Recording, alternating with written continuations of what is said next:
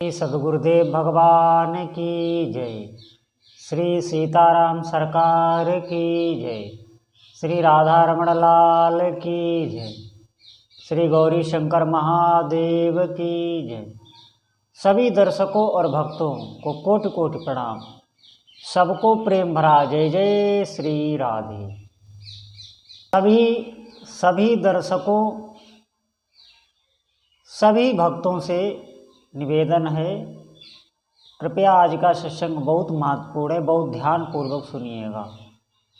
आज हम ऐसे संशय की निवृत्ति करेंगे जो प्रायः सभी में होता है। कोई भी हो, चाहे वो साधक हो या ना हो, उसमें भी ये संशय रहता है। देखिए, कई लोगों का ये प्रश्न रहता है, कई लोग तो अश्रद्धा कर लेते हैं हमारे धर्मशास्त्रों पर, संतों पर, उनकी वाणियों पर, यहाँ तक कि देवी देवताओं, अपने इष्ट देव पर भी उनको अश्रद्धा हो जाती है। क्यों? क्योंकि उनकी कामना पूर्ण नहीं हुई। उन्होंने कोई साधना की, किसी कामना बस उन्होंने कोई धार्मिक अनुष्ठान किया, कोई पूजा पाठ किया, उनकी मनोकामना पूर्ण नहीं हुई, इसीलिए उनको अश्रद्धा हो जाती है। और ये मनोकामना पूर्ण क्यों नहीं होती? सबसे बड़ी बात ये है, बहुत लोगों के मुंह से मैंने सुना है कि मेरी मनोकामना पूर्ण नहीं हुई, मेरी मनोकामना पूर्ण नहीं हुई, मैंने ऐसे किया, मेरी मनोकामना पूर्ण नहीं हुई। देखिए, मनोकामना हमारी पूर्ण इसलिए नहीं होती है, उसके पीछे का भाव समझिए। हमारा भाव कामना पे ज़्यादा रहता है।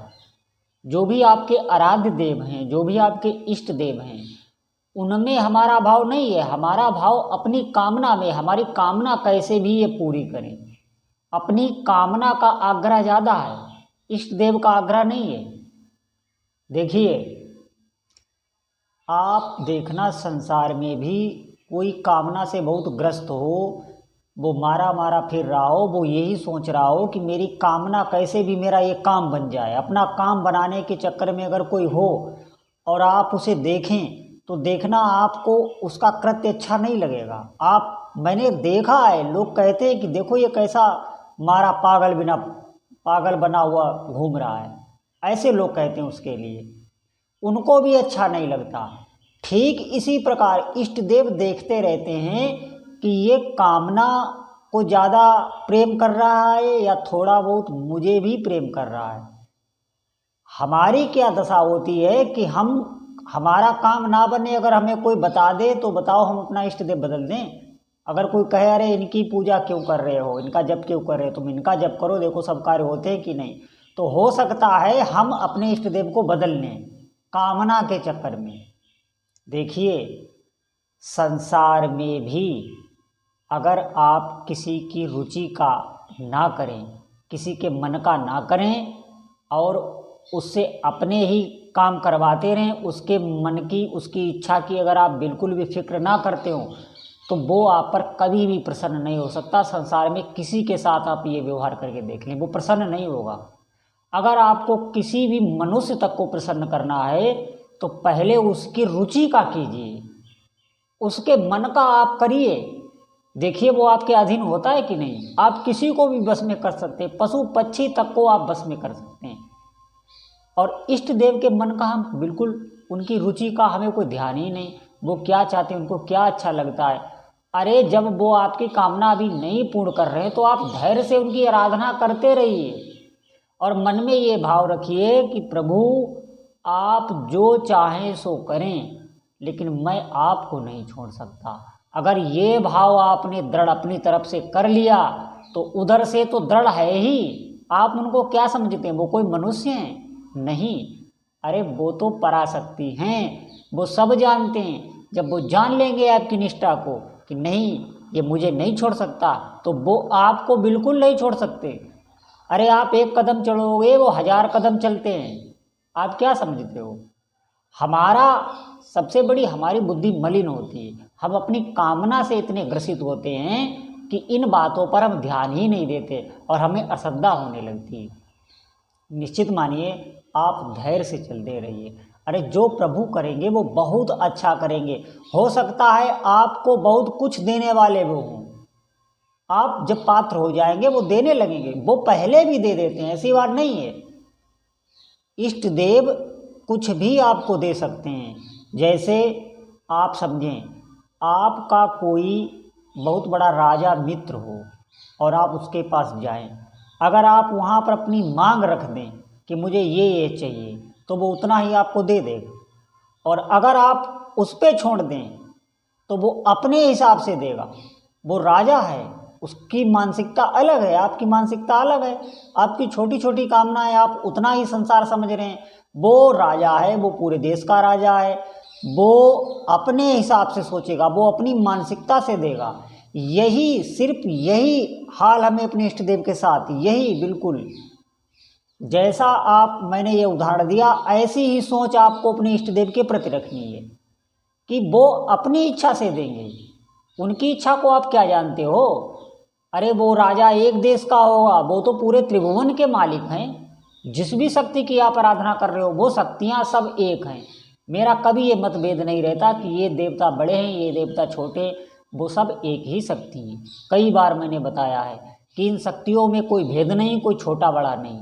आप किसकी भी उपासना करें, भगवान शिव की करें, हनुमान जी की करें, माँ दुर्गा की करें, माँ शक्ति की करें, किसी की भी करें आप, वो सब एक ही हैं। तो वो अपने हिसाब से आपको देंगे। वो कितना उनका हिसाब है, इसका कोई आकलन ही नहीं कर सकता कि वो कितना आपको दे सकते हैं। हमें ये भी तो कभी कभी सोचना चाहिए, तभी तो हमारी कामनाएं पूर्ण नहीं होती। हम कामना को लेकर ज़्यादा पागल हो जाते हैं कि ये हमारी कामना पूरी ही होनी चाहिए। आप कभी देखना, ये प्रकृति भी जो कामना से आतुर हो रहा है, जो कामना से बहुत ज़्यादा पागल हो रहा है, आप देखना ये प्रकृति भी उसका सहयोग नहीं देती। आप देखना किसी चीज़ को लेकर आप ज़्यादा आतुर हों, अगर आपके अंदर बहुत खलबली मची, ये काम हो जाए, होना ही चाहिए, तो देखना उसमें विघ्न पड़ने लगते हैं, निश्चित विघ्न पड़ने लगते हैं। क्योंकि आपकी आतुरता प्रकृति को भी अच्छी नहीं लगती, मनुष्य को भी किसी की अच्छी नहीं लगती। कोई भी आतुर हो कामना बस, तो उसको देखकर सबको अंदर से एक जलन लगती है, मतलब अच्छा नहीं लगता उसको देखकर। वो सोचता है देखो ये कैसा पागल पागल बना फिरता है। ये धारणा मनुष्य में भी आती है। इष्ट देव हमको बहुत परिपक्व बनाना चाहते हैं। वो हमको इतना गंभीर, इतना धैर्यशाली, वो हम उनके भक्त हैं। आप उनका नाम जप कर रहे, उनकी आराधना कर रहे हैं, आपने उनके लिए जीवन समर्पित किया है, तो वो आपको ऐसा बना के खड़ा करेंगे कि आप कभी डिगे ना।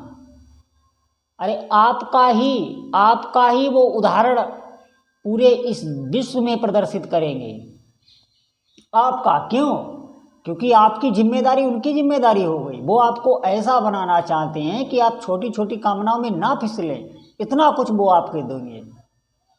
तो वो कसते हैं अपने भक्त को, इतना ध्यान रखना आप। बिल्कुल आप उनकी शरण में हैं, आप बिल्कुल कोई भी भय ना करें। कैसा भी ये सब मन की चाल हैं, ये हमारी दुर्वासनाओं की चाल हैं। हमारा अंतःकरण मलिन है, वो संसार के ही कार्य करता रहा है अभी तक, और इसीलिए उस पर सब वही परतें जमा है, वो वैसा ही सोचेगा।